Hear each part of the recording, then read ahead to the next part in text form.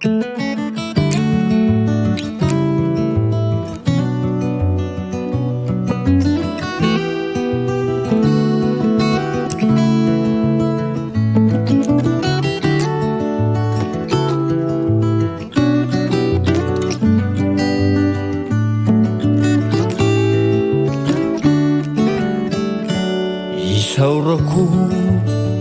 indrindriana rilay namana izay tsy mba nandao sanizara ze teo an-tanàna ho an'ireo tsy manana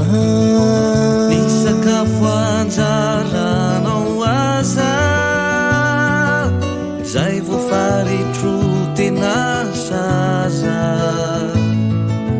na ovina fotoana nanombinanao aninona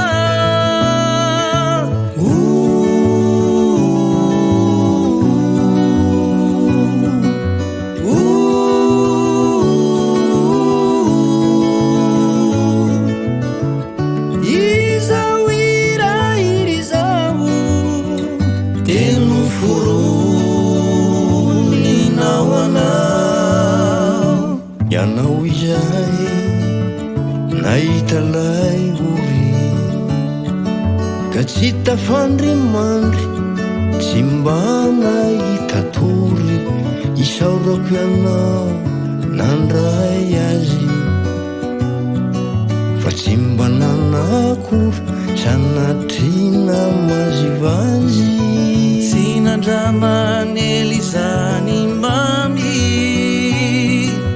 nafoiaziko mitsirony tany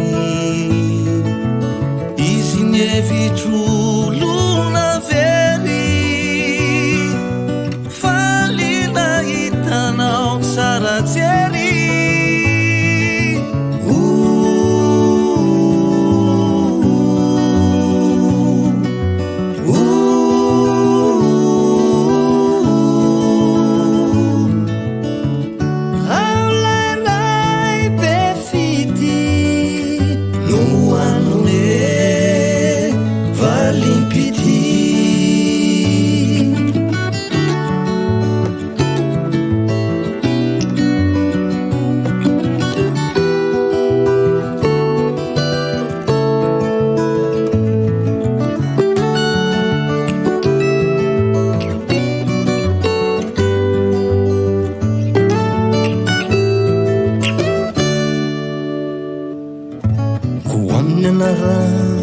nireo mantra